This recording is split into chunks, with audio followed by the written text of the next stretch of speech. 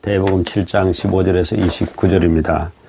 거짓 선지자들을 삼가라. 양이 옷을 입고 너희에게 나오나 속에는 노략질하는 일이라. 그들의 열매로 그들을 알지니 가시나무에서 포도를 또는 엉겅퀴에서 무화과를 따겠느냐. 이와 같이 좋은 나무마다 아름다운 열매를 맺고 못된 나무가 나쁜 열매를 맺나니 좋은 나무가 나쁜 열매를 맺을 수 없고 못된 나무가 아름다운 열매를 맺을 수 없느니라. 아름다운 열매를 맺지 아니하는 나무마다 지켜 불에 던져지느니라. 이러므로 그들의 열매로 그들을 알리라. 나더러 주여 주여 하는 자마다 다 천국에 들어갈 것이 아니요 다만 하늘에 계신 내 아버지의 뜻대로 행하는 자라야 들어가리라. 그날에 많은 사람이 나더러 이르되 주여 주여 우리가 주의 이름으로 선지자 노릇하며 주의 이름으로 귀신을 쫓아내며 주의 이름으로 많은 권능을 행하지 아니하였나이까 하리니 그때 내가 그들에게 밝히 말하되 내가 너희를 도무지 알지 못하니 불법을 행하는 자들아 내게서 떠나가라 하리라. 그러므로 누구든지 나의 이 말을 듣고 행하는 자는 그 집을 반석 위에 지은 지혜로운 사람 같으리니 비가 내리고 창수가 나고 바람이 불어 그 집에 부딪히되 무너지지 아니하나니 이는 주추를 반석 위에 놓은 까닭이요 나의 이 말을 듣고 행하지 아니하는 자는 그 집을 모래 위에 지은 어리석은 사람 같으리니 비가 내리고 창수가 나고 바람이 불어 그 집에 부딪힘에 무너져 그 무너짐이 심하니라. 예수께서 이 말씀을 마치심에 무리들이 그의 가르치심에 놀라니 이는 그 가르치시는 것이 권위 있는 자와 같고 그들의 서기관들과 같지 아니함일러라. 거짓 선지자들을 조심하라라고 예수님 말씀하셨습니다. 거짓 선지자인지 아닌지를 분별하는 방법은 열매라고 말씀하셨지요. 좋은 나무가 좋은 열매를 맺고 나쁜 나무가 나쁜 열매를 맺는 것과 같다 하셨습니다. 거짓 선지자는 거짓된 열매를 맺게 되어 있고 악한 열매를 맺게 되어 있습니다. 예수님께서는 또 이렇게 말씀하셨는데요. 21절입니다. 나더러 주여 주여 하는 자마다 다 천국에 들어갈 것이 아니요 다만 하늘에 계신 내 아버지의 뜻대로 행하는 자라야 들어가리라. 예수님 보고 주여 주여 하는 자마다 다 천국에 들어가는 것이 아니라 하늘에 계신 아버지의 뜻대로 행하는 자라야 들어갈 것이라 말씀하셨습니다. 또한 22절에서는 이렇게 22절 23절에서는 이렇게 말씀하셨는데요. 그날에 많은 사람이 나더러 이르되 주여 주여 우리가 주의 이름으로 선지자 노릇하며 주의 이름으로 귀신을 쫓아내며 주의 이름으로 많은 권능을 행하지 아니하였나이까 하리니 그때 내가 그들에게 밝히 말하되 내가 너희를 도무지 알지 못하니 불법을 행하는 자들아 내게서 떠나가라 하리라. 많은 사람들이 주의 이름으로 선지자 노릇하고 주의 이름으로 귀신을 쫓아내고 주의 이름으로 많은 권능을 행하여도 예수님께서 그날에 마지막 날에 그들에게 밝히 말씀하시기를 내가 너희를 도무지 알지 못하니 불법을 행하는 자들아 내게서 떠나가라 하실 것이라 말씀하셨습니다. 여기서 중요한 것은 무엇이라는 이야기입니까? 아무리 많은 능력을 갖고 있어도 또 아무리 많은 주의 일들을 행하여도 그것은 행함이 없는 것은 소용이 없다는 이야기입니다.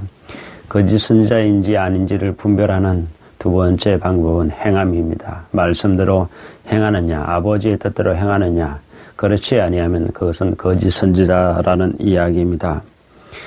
입만 살아있고 또한 능력이 아무리 많아도 그것은 절대 말씀대로 행하지 않는다면 그는 거짓 선지자인 것입니다.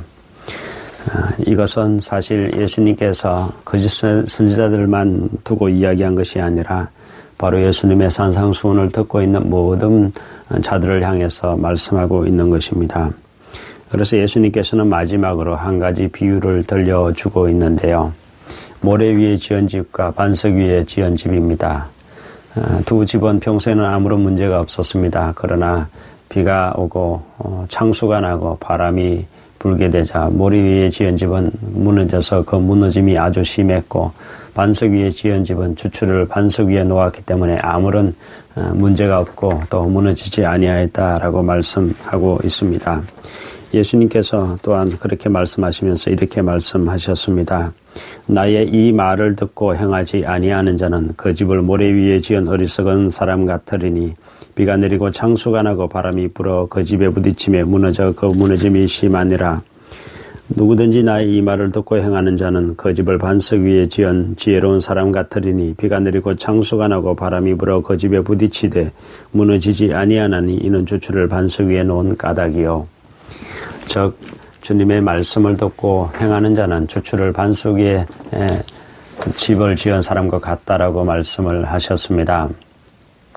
예수님께서 하신 나의 이 말은 바로 산상수훈 전체를 받고 있는 말씀입니다. 5장부터 7장까지의 예수님께서 지금 산에서 베푸신 모든 말씀을 듣고 행하는 자는 주추를 반석 위에 놓은 자여, 예수님의 말씀을 듣고 행하지 아니하는 자는 모래 위에 지은 사람과 같다라는 예수님의 말씀입니다. 여러분은 평소에 어떻게 그렇게 살아가고 있습니까? 평소에 아버지의 뜻대로 행하는 자입니까? 말씀을 듣고 말씀을 행하는 자입니까? 듣기만 하고 행하지 아니하는 자는 멸망할 것이지만 듣고 행하는 자는 영생을 얻게 될 것이라는 주님의 말씀입니다. 여러분은 평소에 주님의 말씀을 알고만 있습니까? 아니면 그 말씀을 행하는 자입니까? 또한 말로만 하는 자입니까? 아니면 행동으로 그 말씀을 보이는 자입니까? 이것은 엄청난 차이를 가져옵니다. 차라리 알고만 있고 행하지 않는다면 차라리 그 말씀을 모르는 자와 똑같다는 그런 이야기입니다. 일본의 임페리얼이라는 호텔이 있습니다. 이 호텔의 설계자는 미국의 건축가였던 프랭크 로이드라는 사람이었습니다. 이 호텔을 지을 때 사람들이 참 말이 많았습니다. 오랫동안 기초 작업을 했고 또한 수년에 걸쳐서 골조 작업을 했고 또한 완공하는데 오랜 세월이 걸려서 그 건물을 완공했습니다. 수많은 사람들이 너무 시간을 많이 끈다, 너무 비용이 많이 들어간다, 왜 이렇게 비용이 많이 들어가는 설계를 했느냐라고 했습니다. 하지만 1952년 동경 대지진이 일어났을 때 동경의 모든 건물들은 다 무너져 내렸지만 이 임페리얼 호텔만은 우뚝이 꿋꿋이 서 있었다는 이야기입니다. 바로 이 이야기가 대지진이라는 영화로도 만들어진 것 같은데요. 사람들이 우리에게, 성도들에게, 또 하나님 말씀대로 살아가는 자들에게 이렇게 보통 이야기합니다. 너 왜 그렇게 큰 희생을 하며 살아가니? 너 참 바보 같다. 너무 큰 희생이 아니니 너 왜 그렇게 사니? 그렇게 살지 않아도 되지 않겠니? 사람들이 우리에게 욕하고 또 우리에게 수많은 비난을 퍼부을 수 있습니다. 하지만 이런 소리를 우리가 듣더라도 말씀대로 행하는 삶은 마지막에 우리를 굳건히 서 있게 하는 그런 원동력이 될 것입니다. 대지진이 일어나도 무너지지 아니하는 그런 건물이 바로 말씀대로 행하는 사람들이라 말씀드릴 수 있습니다. 기도드리겠습니다. 아버지 하나님, 우리는 아버지의 말씀을 듣고 행하는 자들 될 수 있도록 하나님 도와주시기를 원합니다. 듣기만 하고 행하지 아니하는 자들이 아니라 또 아는 것에서만 그치는 자들이 아니라 주님의 뜻을 행하는 자들, 주님의 뜻대로 살아가는 자들 될 수 있도록 말씀을 행동으로 보일 수 있는 참된 믿음의 사람들, 주추를 반석 위에 놓을 수 있는 저희들 될 수 있도록 하나님 축복하여 주시어서 마지막 날에 우리가 온전히 건진받고 구원받을 수 있는 복된 믿음의 사람들 되게 하여 주시옵소서. 사랑이 많으신 예수님의 이름으로 기도드립니다.